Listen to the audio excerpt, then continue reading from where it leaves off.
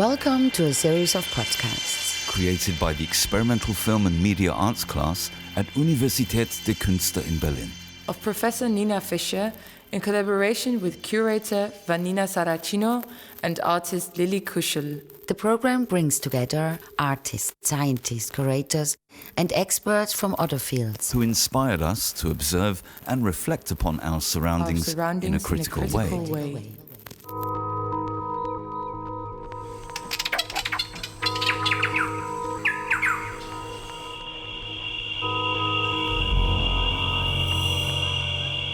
We inquire into new forms of research and artistic strategies. And we are interested in a conscious shift of perspective. Perspectives that take a distance from anthropocentric world viewings and binary thinking in a favor of a tentacular one. We share images, sounds, experiments, moments, anecdotes and videos, and thoughts that enable us to expand our sensing and understanding of a world within a more than human dimension. And as you know, we have today a very special guest, Oliver Ressel. We're both in Vienna, so for a moment we had thought, let's have the presentation, both of us in front of the same computer. But why? We are doing this in the most contemporary way. So Oliver is in Vienna at probably 10 kilometers from here or so, and I'm at another studio. And Oliver, as I mentioned with you, we have watched within the class 2 works of yours, Code Road and Zad. Not entirely, but we have seen several excerpts of them and discussed them with the students. So we're very happy to have you with us, and thank you very much for accepting this invitation and coming to share your work with our class. Yeah, thanks for the invitation. Yeah, I started a couple of years ago to focus on the climate crisis, and the first project I worked on, and it was also one of the first institutional exhibitions I had, was 100 Jahre Treibhauseffekt, 100 years of greenhouse effect. And this is a project I carried out in 1996, and it referred to a text the Swedish scientist Svante Arrhenius published 100 years before in 1896, and this text is considered to be the first paper published in a scientific magazine that is about the relationships between the burning of fossil fuels, coal at that time in the context of Sweden, and the increase of the global temperature. This text was quite contested, but it starts a beginning of a controversy about the Anthropocenic global warming. So several years later, my work on the climate crisis changed quite a bit with the emergence of the climate justice movement. So the 3-channel slide installation you can see here as an image I carried out in 2008. The material was recorded in the framework of a climate camp at Kingsnorth in the UK. That was more or less the first time I worked in relation to climate crisis with the climate justice movement. It's also the first time I carried out a slide installation. The main reason was that it was not possible, it was not permitted within the framework of this camp to film, and therefore I decided to to produce photos and to make audio recordings, and I combined them and I created something like a filmic structure. But it's also an example that sometimes certain situations, certain contexts enforce a specific format. I would not have chosen otherwise as an artist, but this of course happens quite frequently. So this free channel slide installation I carried out in 2008. You can see the entire piece on my webpage, Ressler.at, where this is in a documentation there in the entire length of something like 16 minutes. A few years later on, I started with a project, everything's coming together while everything's falling apart. I think in the course of this seminar, Vanina showed already excerpts of 2 of the films that I carried out in the framework of this project. The entire cycle is on forms of mass civil disobedience. The pieces, they focus on specific events. So the first film I carried out on the COP21 that took place in December 2015 in Paris. So exactly 6 years from now, as we are still in the state of having this COP26 in Glasgow. And yeah, there was already quite a bit of protest at that time. It was also a very specific situation because this meeting took place just a few weeks after this terror attack in this nightclub in Paris. So there was a state of exception, and certain possibilities to meet in public space were planned. It's of course also a political decision which places and which forms of activities to ban and which to allow. While shopping malls and Christmas markets were open, it was not permitted to have a demonstration, for example. As Macron wanted to present also himself as the person who is able to solve this climate crisis, and he did not want to have a resistance against his technocratic approach and the technocratic approach of the entire COP procedure, to have lots of demonstrations against this approach, so visible for an international public. So there's also one film on Ende Gelände. Ende Gelände is a group in Germany that does these actions of mass civil disobedience. I'm sure several of you know it. There's also a film about that. You can find it on my webpage or on my YouTube channel. It was also carried out in 2016.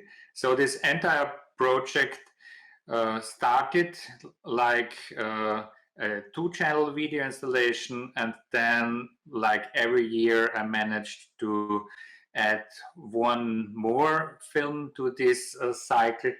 So at the time when it was a 3-channel video installation, it was presented in 2017 in Berlin at the Berliner Herbstsalon. Maybe some of you have seen it in that context. I think Nina also participated in that exhibition, and we also met on that occasion. It became a 4-channel video installation. This is an installation shot of an exhibition at the Kunsthaus in Vienna here. In 2020, it became, at the beginning of 2020, a 5-channel video installation. This is here a solo exhibition at the Center of Contemporary Art in Belgrade, where 5 of the films were presented, and in the meantime, it's a 6-channel video installation. And yeah, so I thought that I would want to show the short excerpt of the most recent of these films. It's just a 4-minute long excerpt, which I carried out in the framework of the first climate camp that took place in Venice, and the first climate camp that took place in Italy, that took place in Venice in 2019 in September, at the same time when there was also the Venice Film Festival. And one of the activities there was actually a blockade of the Venice Film Festival. It was not directly targeting the Venice Film Festival, but used the and a great number of TV stations and journalists being there for the film festival in order to bring the content of the climate emergency towards media attention. And it was a very effective act of civil disobedience. So very early in the morning, like 4 a.m. or 5 p.m., a few hundred people were running through the security lines, and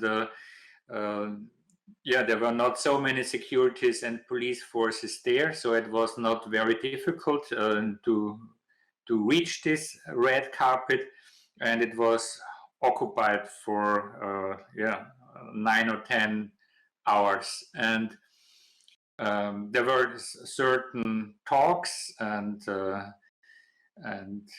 speeches there, and one of these talks was by the Italian activist, curator, theorist, writer Marco Paravalle, which was also interesting because it made this direct reference to the arts, and especially to the film festival, and about the necessity of the arts and the social movement to engage with each other. And so I included that in the film, and I would like to show this excerpt to you. I hope it's running.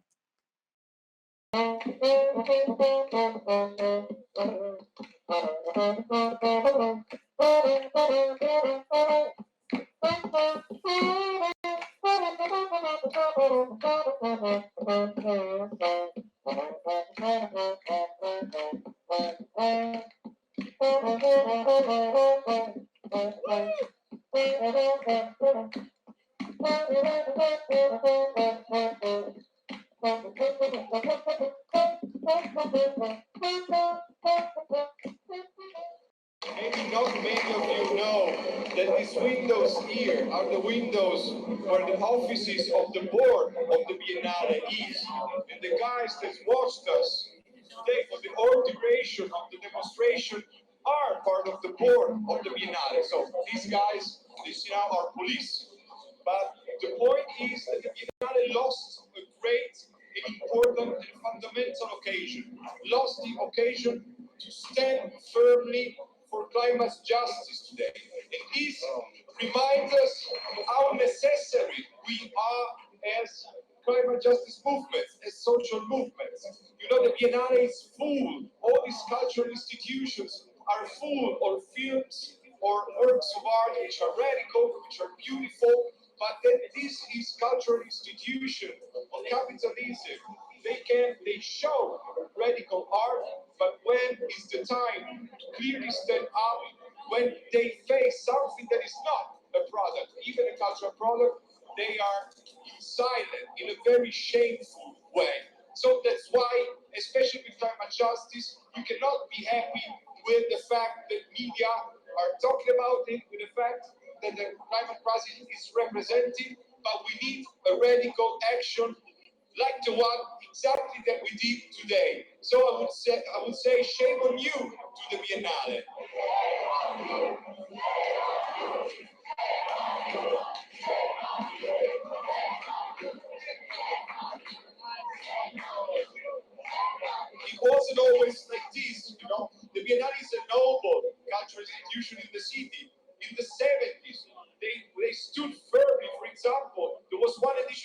Biennale totally dedicated to democracy, and to the coup d'etat in Chile when Pinochet raised to power.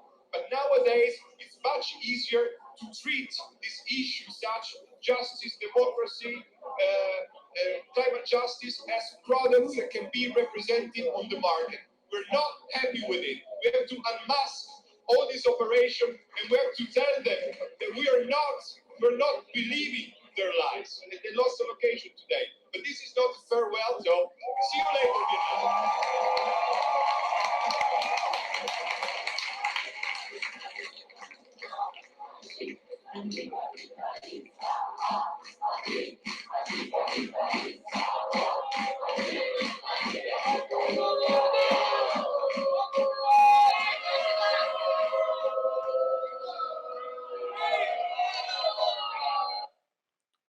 So with this film, I more or less concluded the cycle. Everything's coming together, while everything's falling apart. A cycle on different forms and events of mass civil disobedience in the context of the climate crisis. And already while I was completing this film, I started to work on a new cycle of works, a new body of works, in the framework of the project Barricading the Ice Sheets, which is a research project that deals with the climate crisis, again with the climate justice movement, but also to some extent has the focus on how this relates to the art and how cultural producers relate to the climate justice movement. So it's a project in the framework of which books are being presented, conferences are being carried out, exhibitions are being carried out, films are being produced, photographic works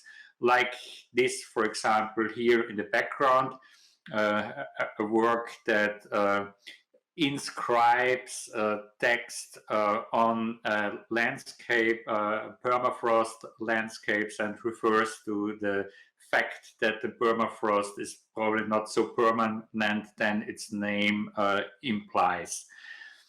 A piece that is being presented within exhibitions, but can also be presented in public space. This was even a billboard in Berlin in the framework of a project of an exhibition curated by Reimer Stange. That's another piece, an oil spill. We are all learning about nature's circulatory systems by poisoning them, an oil spill in which also text is being embedded. And these works, among several others, are part of the first solo exhibition I have currently in Graz, in the Camera Austria. It's a cycle of 5 solo exhibitions under the framework of Barricading the Ice Sheets.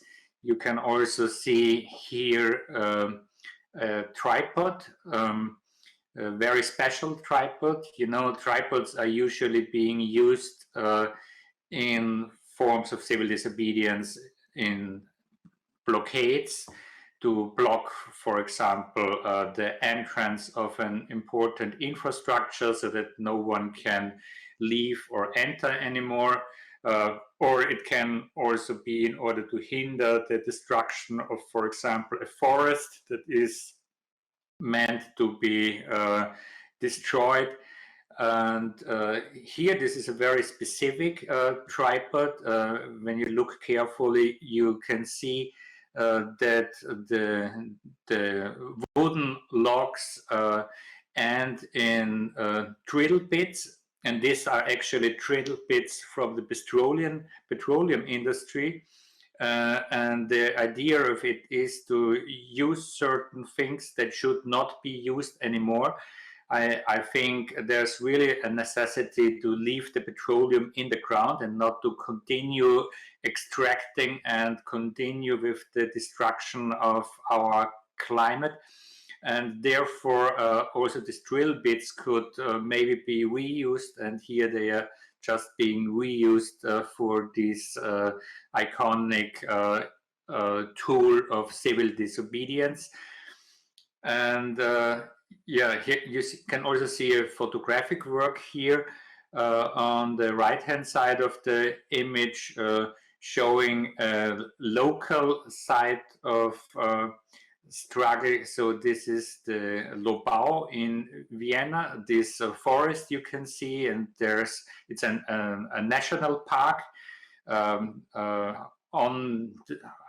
as part of the outskirts of Vienna, and there's a current plan to build a highway underneath this national park, and so it would imply an 8-kilometer long tunnel, and there is already a blockade of several of the construction sites of the streets leading to this planned tunnel. So we have 3 blockades right now at the moment, and most of them already continue for more than 2 months. So I tried to create an image that shows, for example, possible usage of this tripod.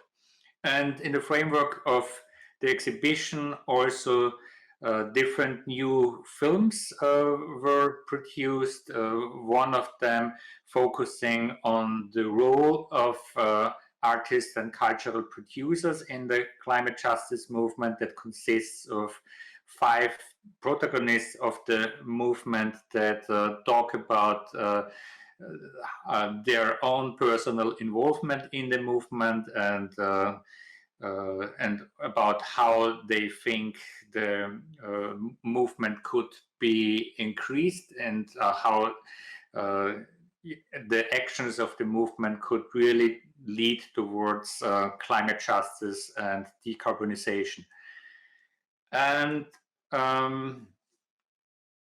so one of the new films I carried out in the framework of the project is also connected with an act of civil disobedience, but it's very different to the films Everything's Coming Together While Everything's Falling Apart, in that aspect that it does not focus so much on the actual act of civil disobedience, but it focuses on the necessary discussions that take place in the background in order to make these acts of civil disobedience possible. And from all the films I carried out on civil disobedience, this was by far the most complicated to carry out because it documents one of the assemblies. And as you can imagine, to document an assembly involves a certain risk of all the participants of the assembly, because they might be considered the conveners of that act of civil disobedience. And this assembly I document here took place in Spain, in Madrid, and there are quite strict, there's a quite strict law, and each of these people who participate in this assembly might face quite high penalties that go into the 10,000s of euros. So I decided for a certain level of anonymization of all the participants. So there are 2 forms of how to create a level of anonymization. One is this pixelation, which is a quite common thing, but I decided not only to pixelize the faces, which very often is being regarded by people then as that these are criminals, with what I wanted to avoid, but I created an overall image of pixelization, which finally looks quite artistic, even though this was maybe not the intention from the very beginning on, but finally I decided for something that can be regarded by an audience as something very artistic. And the second one is a bit more complex, and I will just show an excerpt of this 30-minute long film to give you an idea of how it's looking like.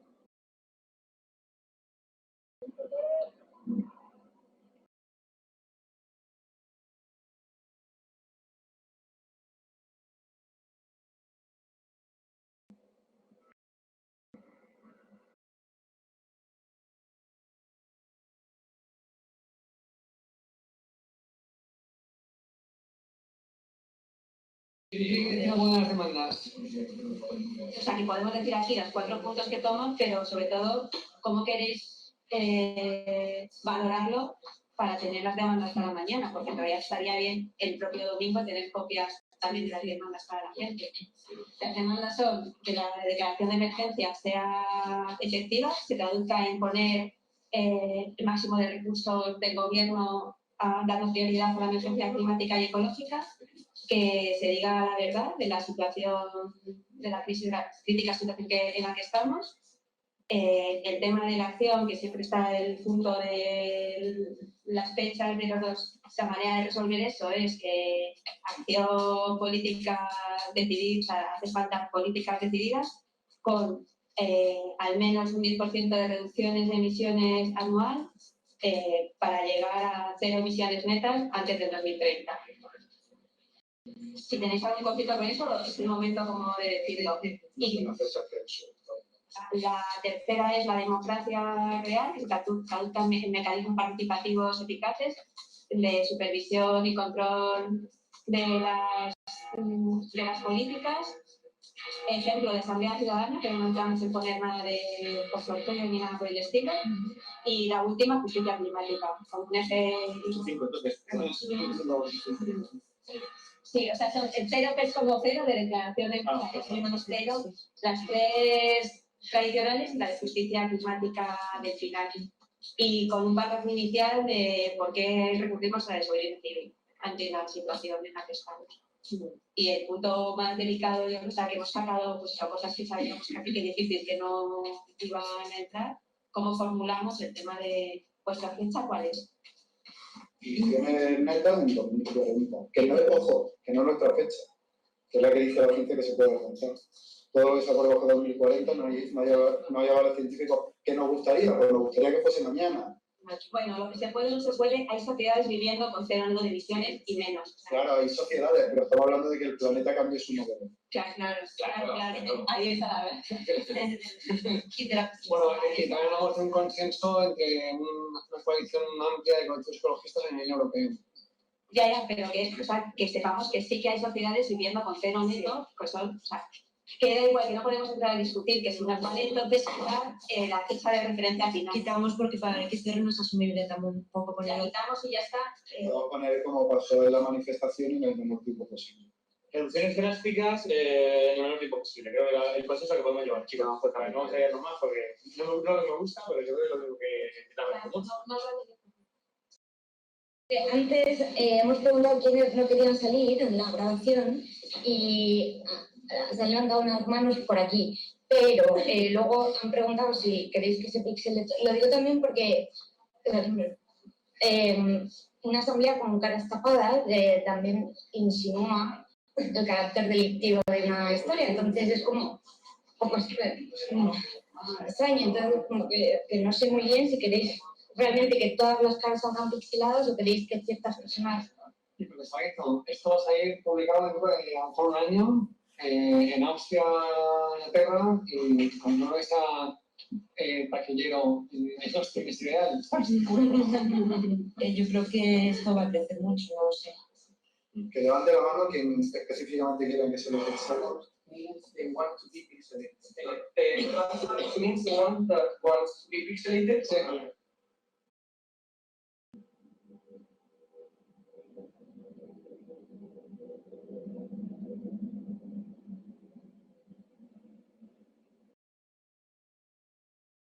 Me parece hacer una formación sobre cambio climático que no haya 10-15 minutos para hablar de la base de la campaña, me parece fatal. Al final no solo hablar de lo que vamos a hacer, sino lo importante que es porque lo vamos a hacer. Igual que este manifiesto, creo que delante de las 800 personas debería de leerse, debería de haber una explicación sobre el cambio climático que queremos conseguir. Pero nosotros tenemos la nuestra, quiero decir que ahí no vamos a llegar a ningún punto, los puntos.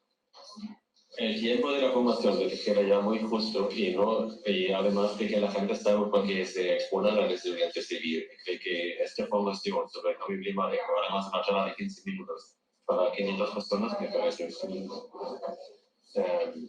una forma de educación que también además es muy autoritaria, que no es una forma mía, ¿no? Entonces, no es lo adecuado para esto. Que sí tenemos que explicar bien qué es una alianza, qué vemos en varios movimientos, para que este sí es importante, pero creo que este no es el lugar, la formación del domingo, una mini charla de cambio climático. No, y incorporando un poco lo de antes, creo que sí que, bueno, la sensación que me da es que resulta que... Continue, bitte. 558 para los codos.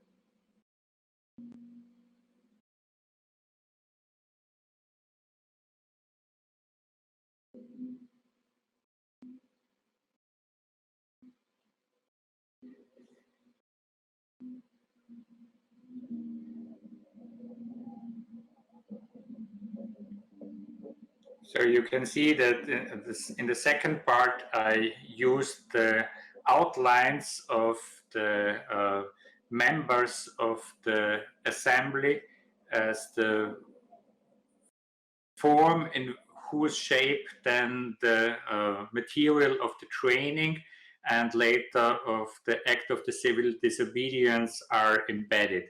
So the main action was the blockade of a central bridge in the city, an inner city highway that is close to the Ministry of Environmental Affairs, and that was blocked for several hours and caused for sure a huge traffic jam. So there was also a boat used, you can see here, that was used to block the street. So I think as far as I see, we are a bit short of time. I was actually planning to present another film I produced in Norway on CCS, carbon capture and storage. In Norway, there's the largest research facility for carbon capture and storage, which is a technique where in the refinery process, in the process of producing petroleum, the carbon emissions are being absorbed, and the plan is to put them somewhere underneath in old storage facilities of petroleum production. But this is more or less how the industry wants to continue extracting oil.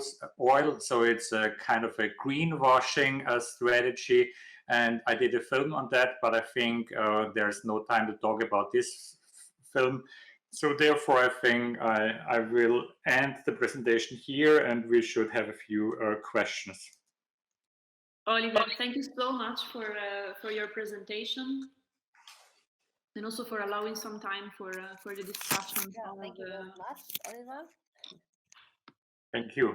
I like the presentation very much. And I would also have a few questions, but maybe we can also first open the ground for the students. And then later on, I will also ask you something. Maybe meanwhile, I'll ask something that I already had in mind. Oliver, I always wanted to ask you. I really like your practice, and also that you're already working on the subject since so many years, and documenting, but not only documenting, also creating these films and artworks about all the different activities of activism and collective action. And I was wondering if you, or I think so, that you probably also know the Ogawa productions from Japan. And for those who don't know Ogawa Productions, it was a filmmaker or a whole team who documented the building of Narita Airport near Tokyo, and beginning from the 60s when the first mobile cameras appeared, and in the beginning even without a synchronized sound, and later of course with synchronized sound from the 60s and 70s. And they really lived on this airport and documented all the protests, which also take place parallel to the times of the airport protests in Frankfurt.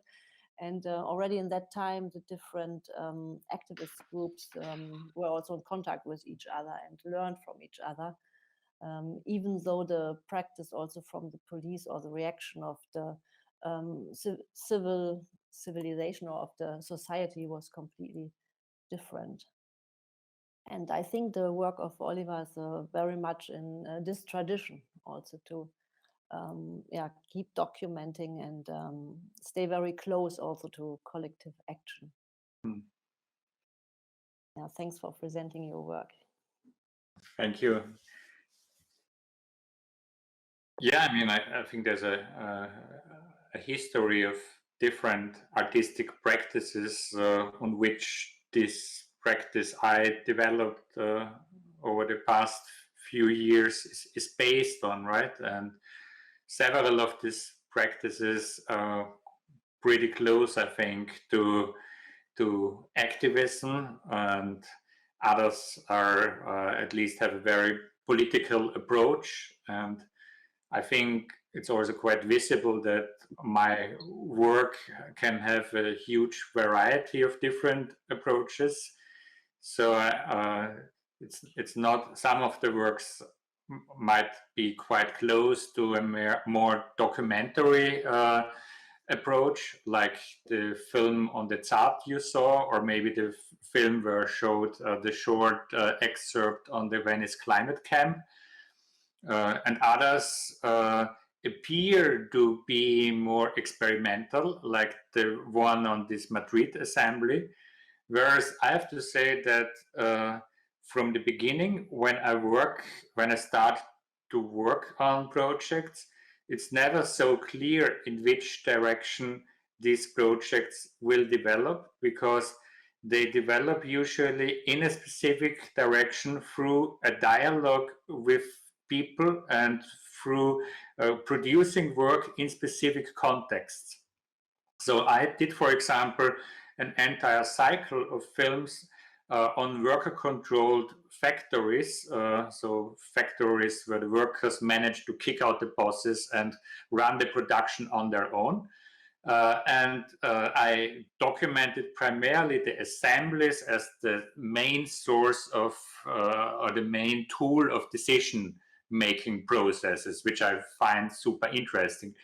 So on a practical level, this was very similar, something very similar I recorded in Madrid.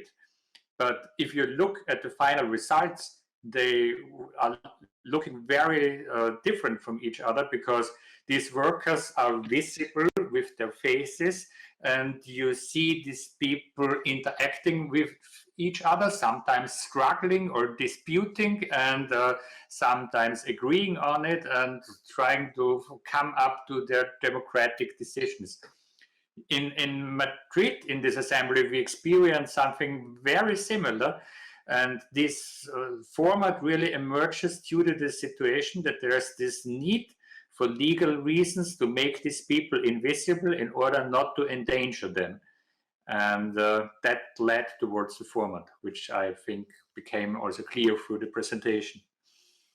Yes, yeah, that was also another question. Thanks. I really like the way you treated finally this subject of censorship or self-censorship, or also the attention not to show these activists. And I also already came across such a situation in one of our works in Japan. We filmed fugitives from after Fukushima and had a whole setup with a workshop, and we're working with these people. And then after the production, after the filming, some of them said, it's okay if you use our voices, but we don't want to be showed. And so we had to find an idea how to cover their faces.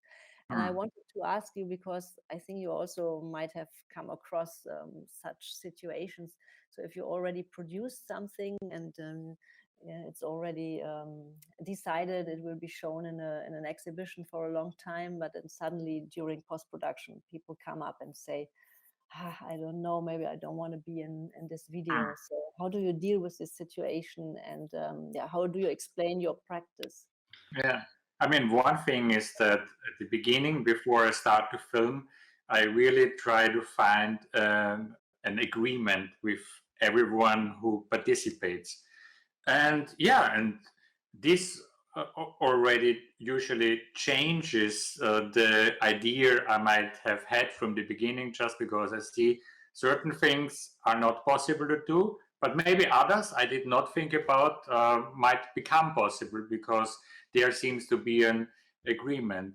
This film on the CAAC I did, the landscapes seem to be the entire area seems to be quite empty, right? You only see very few people being there, which is not how the CAAC looks if you just go there and walk there.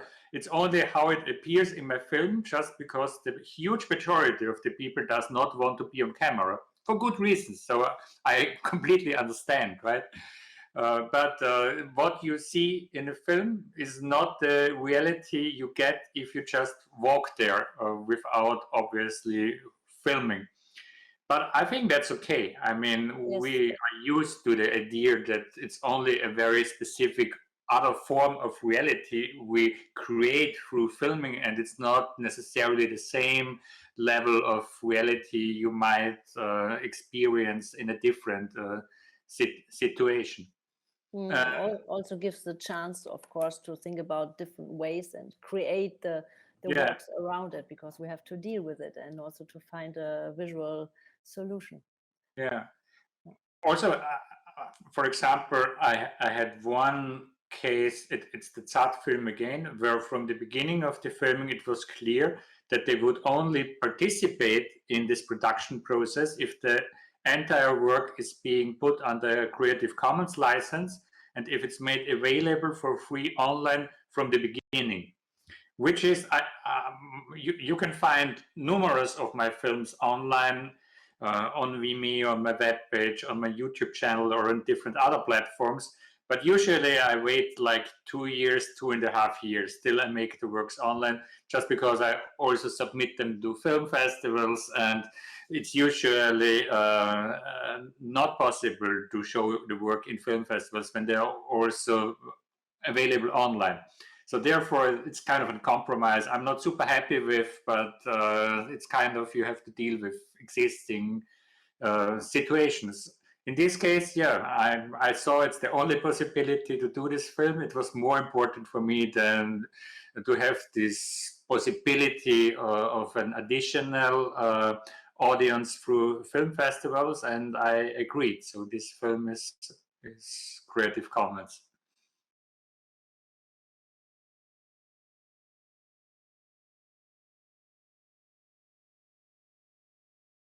Oliver, I also wanted to ask you if you can speak a bit about the importance, or your opinion rather, regarding the importance of the use of public space when we exhibit such practices.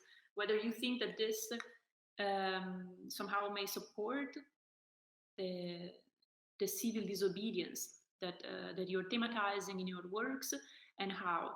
Because we have seen different examples of your exhibitions, some of them in the White Cube, some of them in public, or at least one example in public space. I know you work as well with public space. I know that the exhibition that you have now in a sort of White Cube-y situation at Q21 in Vienna is actually very well present. I like very much the fact that the doors are always open, and it functions urbanly as a walk-through. Somehow you can walk through, and the access is free. You don't have to pay. So this already is a way of acting on a White Cube space in a very inclusive way. Maybe you can tell us something more about this. Yeah, I mean, I started to work as an artist in public space. So this is actually where I come from. I started with poster campaigns and things like that. I really still like to work in public space, but I also see certain limitations, right? So that it's super complicated to expand something in public space that is comparable to the kind of content you can include in a 30-minute long film, for example. So therefore, I decided to do both of these things at the same time. And yeah, you mentioned this exhibition in Vienna, and the exhibition in Graz is also similar in that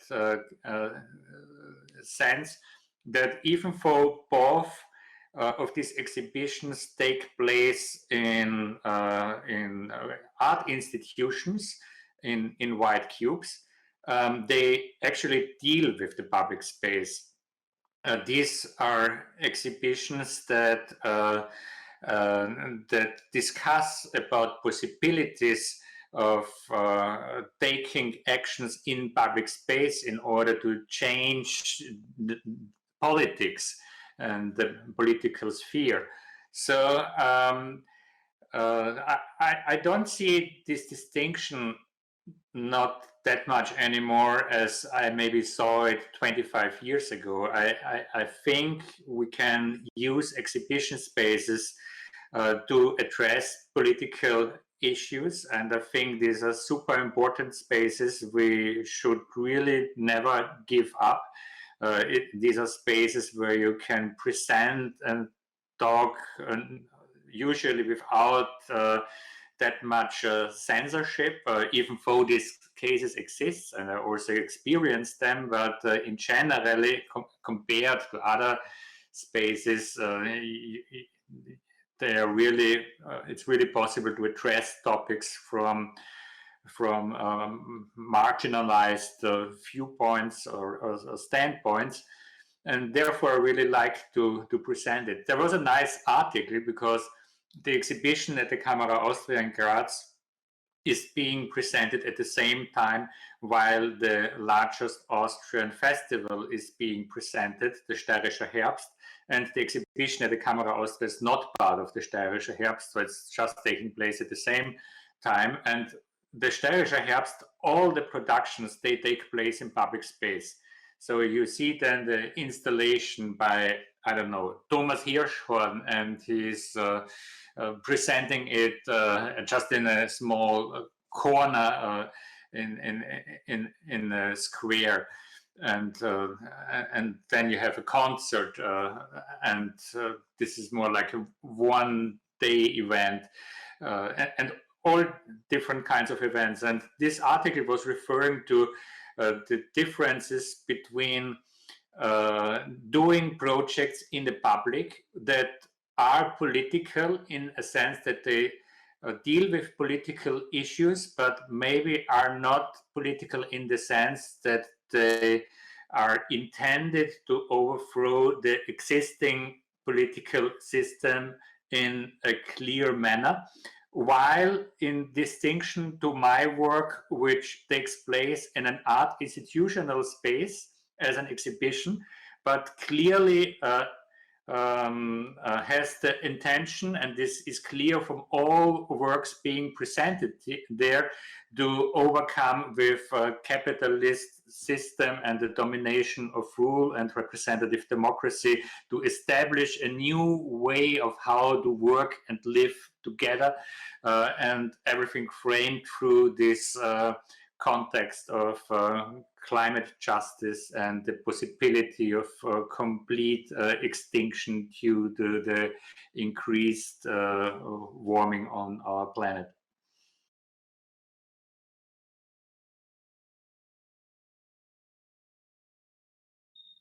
Oliver, is the article online? Do you think you could send us the link later on so that we can maybe also read it? Sounds yeah, really I think great. it's online somewhere. Yeah, I can try to find it. Okay, maybe later on. Thanks. Yeah. Maybe some of the class wants to ask a question. It would be really nice to open this discussion, because we had, Oliver, a very good discussion on the films that we have watched in the class, especially regarding the issue of autonomy and really the true possibilities of organizing decisions, political decisions horizontally. This was related to the ZAD. We were very interested also in listening to the comments of some of the activists, some of the inhabitants of the ZAD, talking about the fact that democracy is another failing system, if I remember correctly, because you are always crashing a minority, that's so to say, that in certain cases is also the 44 or 49%, so it's not really a minority. And the fact that they are taking their decisions in taking into account of all these differences. So maybe some of you can make a commentary either on this or on the films that we have watched, or maybe you will only have a question to Oliver. Hi, may I say something? Hi, so this is not directly connected to your work, but I have reminded of this article when I was seeing your work, or yeah. So I was reminded of the Tamping in China, which was like kind of like movement by younger Chinese people who got kind of depressed by the current situation in China, because, or like maybe in Japan as well, because the government, I'm Japanese, because the government doesn't do like how can I say improvement in general, for especially for younger people, because government sees like older people are important, so we are kind of depressed, and this kind of movement. And I feel like kind of this in my mind, like when I was seeing the work about environmental problem or like drastic climate change, like yeah, and like in general, it kind of the distance for me, like I see like this movement about climate change is happening around us, but I feel also like depressed or disappointed. Like, so in general, my question is, how do you feel about thumping? It's kind of like not really not kind of directly connected to your work, but I'm asking just by my curiosity. Sorry, if I may intervene, Yayate, thank you so much for this link that you have just shared with all the class. A super interesting article about these people called, at least in my English translation, the Lie Down Tribe, spreading to young people in China. This is related to China, at least, with no aspirations and no consumption, so just lying down. This is a sort of very extreme case of degrowth attempt, I think, that is in a way, as I see it at least, and then Oliver can tell us what he thinks. This is a very good example of how the climate change situation and this perception of a possible future apocalypse is polarizing positions. So on one side, we have the Greta Thunberg generation raising their voices, raising their power and trying really to make pressure on the political system. And on the other hand, we had another polarized position of people, young generations as well, who just have lost all hope and decide just to refrain from all action. And in the article you shared is very clear: do not buy anything, do not love anyone, do not do absolutely anything, right? Super interesting. Thanks a lot, Ayate, for this. Oliver, what do you think? Yeah, I mean, from my point of view, it's not a solution, and there should not be a way of where you avoid resisting. I think there's just too much to lose, right? And I think it's never too late to become active. I mean, even though when what is completely impossible and would be completely unexpected, but even when in a very short period of time of a few years, somehow we manage as humanity to get a decarbonized society and climate justice, the temperatures would still rise. But every year it takes longer that we reach these goals. It's more and more millions more people, primarily in the global south, who lose their possibility to survive in their countries of origin. So therefore, I think it's super time sensitive, and it's also the responsibility of us in the north, primarily in Europe, in the US, Australia or Japan, Russia, to involve in this struggle and not to give up, just because it's also the historical responsibility of the rich northern industrialized countries, and it's our governments, even though we might not so much be in solidarity with them or might be opposed to them, they are still acting on behalf of them, of us at least, they claim. And so I think there's a moral responsibility of our generation and the greater generation to continue this struggle. I can understand that you get depressed. The climate justice movement had the largest level of mobilization till the beginning of the pandemic it reached ever. And even though this level of mobilization was reached, I mean, there were a few quite important things that happened as a result, but in general, emissions are still on the rise, right? And now we reach the same level as pre-pandemic level. And we see the outcomes from the COP26 in Glasgow, and they are again very depressing, and it's a real catastrophe that there's not even an agreement to end coal with a certain date, and there's not really true commitments to change this destructive system. So I understand that you get depressed, but I think it's no way of an action that we should support.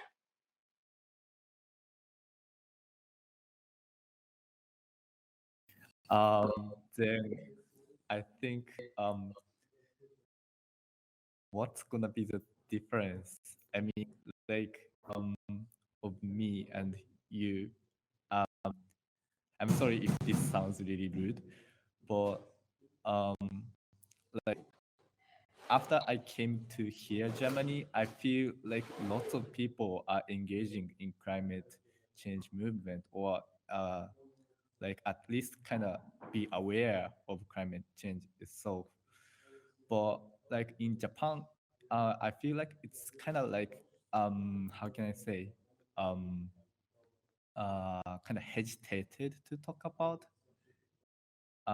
because kind of like already seen as a thumping, like it's kind of like like awareness is kind of like the mutual trend for young people in Japan, I feel. May I step in to say just one thing to Oliver and clarify your comment, which is very interesting, Ayate. We have been speaking a lot during our class about whether some of these massive activist movements that are happening today, for example, so in support of the Black Lives Matter or in support of climate change, by people who were maybe before not as politically engaged as they are today, may respond to more of a trend. You know, Oliver, what I mean a trend, rather than really a long-term, long-lasting political implication towards social change, and how some of this may also hijack certain movement and making them lose power instead of gaining their voice. And one of the examples that was done was regarding the Black Lives Matter movement, for example. It's just one example, but during the Black Lives Matter movement, many white people were supporting this. Somehow, some had some had the feeling that more white people were entitled to talk about this rather Black people, and that this was in a way an operation of removing their voice even further and making them disappear even further through through hijacking what they wanted to say with the demonstrations. So I think that Hayate's commentary is very much related to the discussion we had. And it would be interesting to ask you, where do you stand regarding this? Yeah, I don't think by any means that it's a trend. I think these young people take it very seriously, but I think that many of them get disappointed and discouraged after maybe a few months or a few years. Some of them are young and politically inexperienced, and they maybe also don't really understand how the system of representative democracy works and is interrelated with capitalism, and that it's not only the best ideas and maybe also the right ideas, but that there is just a certain power structure in the back that is very important and influences certain political decisions. And therefore, yeah, many get depressed, many young people get depressed, burned out, and decide finally to just find their way to continue living and just get a job and maybe a car, maybe even an SUV. I don't know. But I mean, that's no new phenomenon. And at the moment, there's a quite big discussion within the climate justice movement.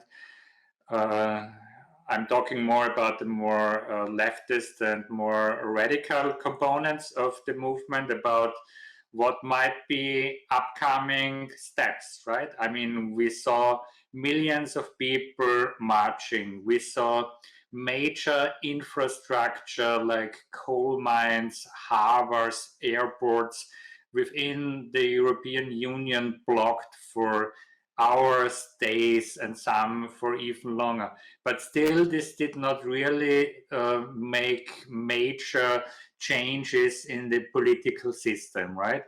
So I think what we will see, and I'm not saying that this is good or bad, but what we will see is much more radicalized reactions by people who come from the climate justice movement that will simply, I think, blow up certain infrastructure. Some of these people take it very seriously, and they know it's a decision between life and death. And some of them are so committed that they will risk their life in order to blow up things. They not maybe on a personal level, but they, as part of the movement, tried out things of civil disobedience, non-violent actions for such a long time, and they did not lead to these results that are just needed. And it's so easy to understand what it's needed, right? We see highway constructions everywhere around the globe. There are hundreds of new coal-fired power plants being built right now. At the moment in this year, there are, I think, altogether it's 800 new airport constructions all over the globe being built at the moment. So we don't see this understanding of those in power that at least we have to skip new infrastructure. It's already bad enough to continue with the fossil-fired infrastructure in place, but at least there should be the consensus not to build new infrastructure and to use the existing infrastructure to fuel the decarbonization. Because in order to build up this new decarbonized infrastructure, we need to use the petroleum actually, right? We cannot build this out of the blue. But yeah, it's a really difficult situation.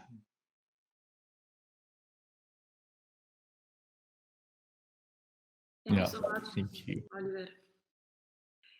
Does anyone else wants to have a last question?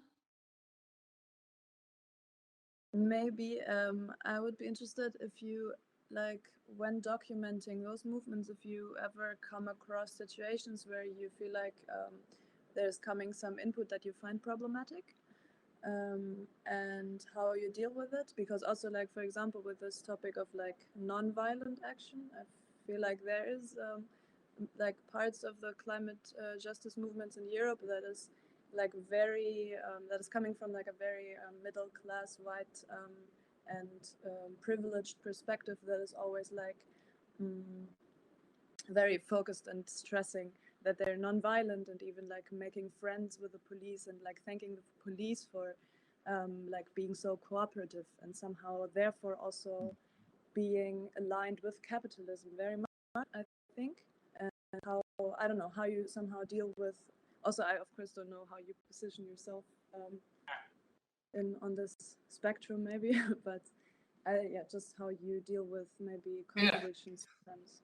That is a very important question. Thanks for that. I mean, the climate justice movement is so broad, right? And there are so many different groups and individuals and organizations involved in it. And I mean, I decided as an artist that I will just choose those protagonists and those aspects and those sectors of the movement I think are worth being supported, and where I'm ready to commit. Like most of these films cost me like 1 year of my life, right? So if you invest 1 year of your life into something, you have to be convinced that it's worth this 1 year of the life. And yeah, I mean, this is also a reason why I do not use myself the label documentary for my work. Even though my work uses documentary aspects, it's not documenting in that sense which you find very often, that you try to have something like a neutral perspective of a camera. No, I very clearly pick out certain aspects I think that are worth being picked out.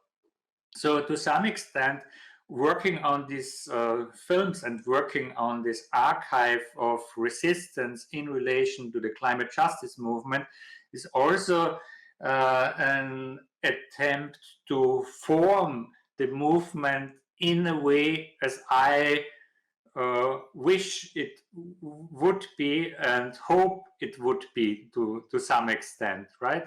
I mean, numerous times, not only in the climate justice movement, but also in certain other movements I was working with and kind of part of, I experienced things I disliked, right?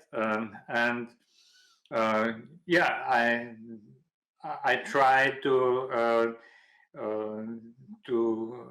reflect on that, and very often it's a quite conscious decision then to leave away those parts I find problematic, because what I try to do with these films to kind of amplify certain forms of resistance or certain interesting discussions, or to amplify certain models of decision-making processes I find are important. And yeah, of course, I therefore feel that I have the right to include, I don't know, a sexist comment or whatever.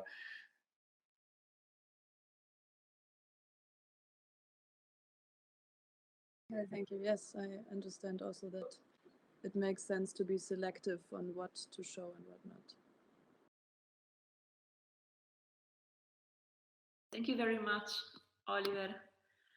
I think that we have taken enough of your time, but it's been a very interesting presentation. And again, thank you very much for sharing your time with us. Yeah, no, thanks for having me here, and good luck with the upcoming work. Thanks a lot. And in the very good tradition of your work, we will share this talk online as well. Cool. Yeah, thanks for coming and talking with us and your presentation. Thanks a lot. Okay. Hope to see you soon. I'm not in Vienna, but maybe there might be another exhibition where we meet. Yeah, hopefully, yes. Time in Vienna. Okay. Ciao to everyone. Bye, Ciao. Oliver. Thanks.